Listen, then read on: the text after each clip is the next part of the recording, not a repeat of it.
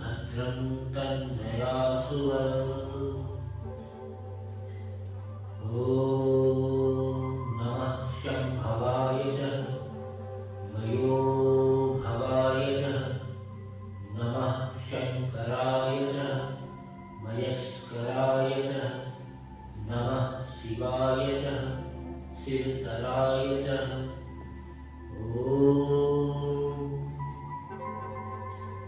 ओम परमपिता परमात्मा का मुख नाम है।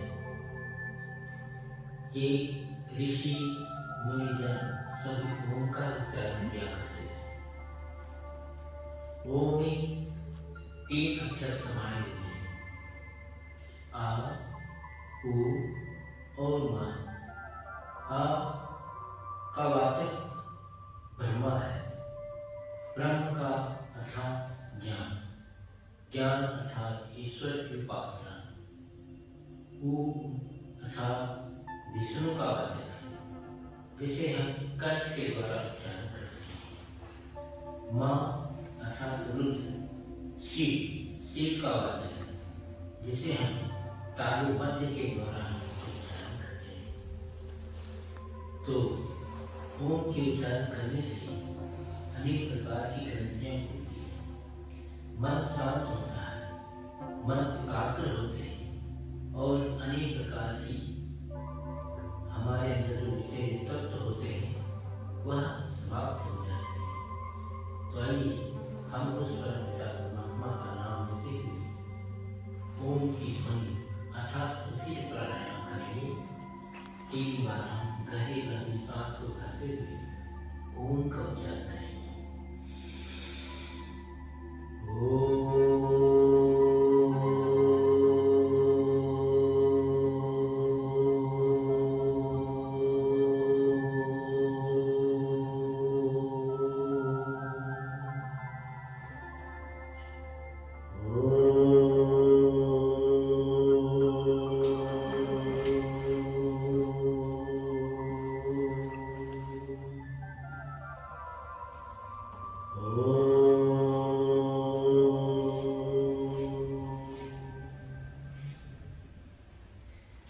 जब हम शरीर को स्वस्थ रखने के लिए मनुष्य अनेक प्रकार की कार्य करते हैं, कोई खेल के माध्यम से, कोई व्यायाम के माध्यम से अपने शरीर को स्वस्थ रखते हैं। लेकिन खेल के माध्यम से, व्यायाम के माध्यम से शरीर तो स्वस्थ होते हैं, लेकिन शरीर स्वस्थ होने के साथ साथ हमारी एनर्जी भी समाप्त होती है, हमारी ताकत भी समाप्त होती है, हम कमजोर हो जाते हैं, अनेक प्रकार की थकान हमारे अंदर समाई जाती है। लेकिन योग एक ऐसा माध्यम है जिससे हम शरीर को स्वस्थ भी रखेंगे और निरोगी रखेंगे और शरीर में किसी प्रकार की हानि नहीं होगी, हमें लाभ प्रदान करेगा और किसी प्रकार का थकान भी नहीं होगा।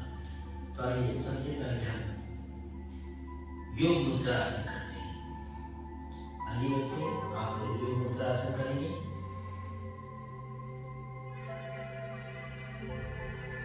योग मुद्रा आसन करने से आपका जो है हृदय मजबूत होता है, रक्त संचार सही दिशा में चलने लग जाते हैं और मन एकाग्र होता है।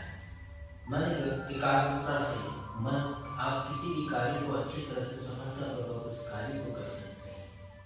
तो योग मुद्रा आसन करते हुए उसके बाद हम कमल आसन करेंगे। कमल आसन इस प्रकार से किए जाते हैं, ऐसे कमल आसन करते हैं।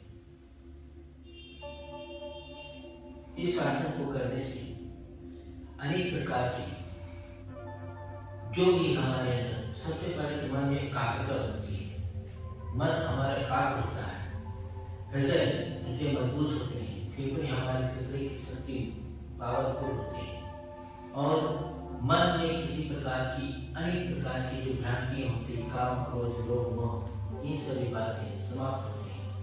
उसके बाद हम अपने दोनों पैरों को खोल देंगे, दोनों पैरों को खोलेंगे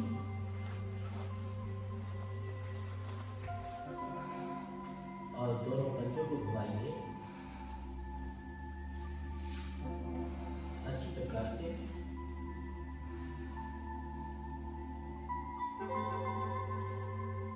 उसके बाद सूक्ष्म व्यायाम करेंगे। आगे इस तरफ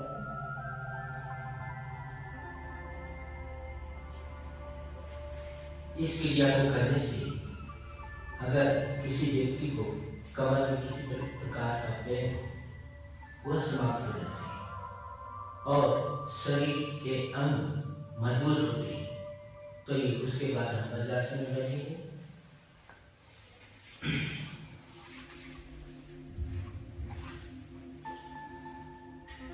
ये एक प्रकार का समझिए रामबाण है। अगर किसी व्यक्ति का पाचन क्रिया बहुत कमजोर है और भूख नहीं लगती है, थकान बहुत आती है शरीर में, तो इस आसन को करने से वो सारी चीज समाप्त हो जाती है। पाचन क्रिया भी मजबूत होता है, पाचन क्रिया भी सही ढंग से पच जाते हैं, जो भी आप भोजन करते हैं वो आसानी से पच जाएगा। किसी प्रकार का हमारे अंदर जो कई बार क्या होता है कि हमारे जो पेट है उसमें गैस भर जाते हैं। गैस भर जाने से आपका जो मन है वो एकाग्रचित नहीं बन पाता, आपका मन इधर उधर एक प्रकार का बोझ बना रहता है, आप किसी भी कार्य को अच्छी प्रकार से नहीं कर सकते। इस आसन पर बैठ कर आप अच्छी प्रकार से काम कर सकते हैं और इसको हम भोजन करने के बाद इस आसन को करना चाहिए। उससे क्या होगा कि आपका पाचन क्रिया बहुत अच्छी प्रकार से सही होगा। तो सीधे खड़े हो जाइए, सीधे खड़े हो जाए।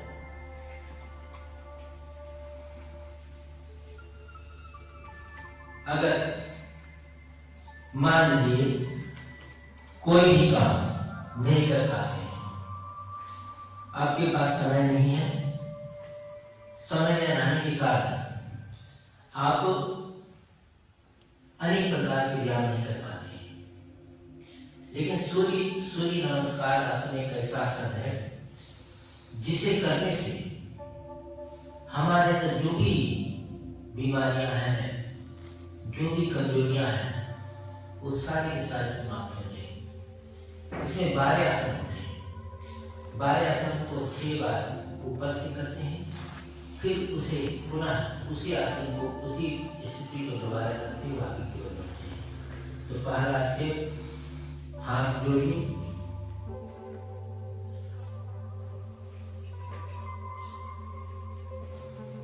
उसके बाद दोनों हाथों को ऊपर की ओर ले जाइए,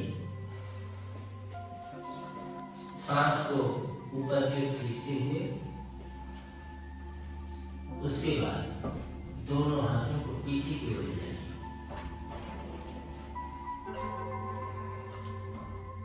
उसके बाद धीरे धीरे आगे की ओर झुकेंगे।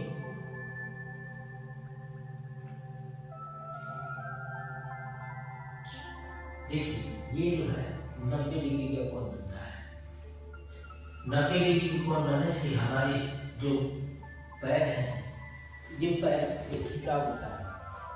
खिंचाव होने से कमर का जो भाग है, ये भाग, इस भाग को इतना मजबूत करता है और शरीर में लचीलापन आता है। इससे क्या होगा कि अगर किसी व्यक्ति का कमर में दर्द हो रहा, कमर में खिंचाव, तो वह अच्छी प्रकार से करेगा। तो फिर एक पैर पीछे की ओर ले जाएंगे, एक पैर शरीर में, अगर इस क्रिया को आप करते हैं, इसको हम अश्व संचालन आसन करते हैं। जैसे अश्व जो दुरास्त होते हैं, तो जो सारथी होता है उसको अश्व को अपनी ओर खींचता है और संचालन में उसे किस ओर ले जाना है, ये पार्थी को कर्तव्य होता है। तो हमारा जो मन है, हमारा मन इधर उधर भागता फिरता रहता है, मन एकाग्र नहीं होता। लेकिन जब आप इस प्रकार से आसन करेंगे तो मने समझिए कि आपका मन एकाग्र होगा और अश्व के समान तेज गति से चलने वाला होगा। कि दूसरा पैर पीछे कीजिए, दूसरा पैर पूरे पैर को पीछे ले जाइए। इसको पर्वत आसन कहते हैं। पर्वतासन, पर्वत के समान दृढ़ दिखेगा। एक मुद्रा ये होते हैं और एक मुद्रा ये होते हैं। दोनों हम पर्वतासन नहीं कर सकते। उसके बाद भुजंगासन करेंगे, दोनों पैरों को नीचे कर लीजिए, सर ऊपर, ये सब उसके बाद पुनः उसी अवस्था में धीरे धीरे ऊपर कीजिए आप यहाँ से। इसको भुजंगासन करते हैं। भुजंग में सर्प के समान। इससे क्या होता है कि हमारा जो हाथ जो होता है वो बहुत मजबूत होता है, इतना शक्तिशाली हो जाता है कि अगर मनुष्य के अंदर कितनों प्रकार की संकट आ जाए, कितनों प्रकार की विपत्तियां आ जाए, अगर हमारा प्राण शक्ति मजबूत है तो प्राण शक्ति हमारे अंदर ताकतवर है तो किसी प्रकार से हमें कष्ट नहीं हो सकता। फिर एक पैर आगे करेंगे, एक पैर आगे, फिर दूसरा पैर, दोनों पैर एक साथ लगाइए, फिर धीरे धीरे हाथ उठाइए ऊपर की ओर, ऊपर की ओर उठाइए, पीछे की ओर ले जाइए, फिर धीरे धीरे नमस्कार की मुद्रा मारिए। नमस्कार, ये है सूर्य नमस्कार आसन। इसको करने से इन प्रकार के दुख समाप्त हो जाते हैं। अगर आपके बालों में जिसे थायराइड करते हैं वो आपके सही हो गए, कंधे स्ट्रॉन्ग हो गए, हाथ स्ट्रॉन्ग हो गए, कमर आपके कमर में किसी प्रकार का अगर दर्द हो वो भी ठीक हो जाएगी। आज के लिए सबको धन्यवाद, नमस्कार, स्वागत है।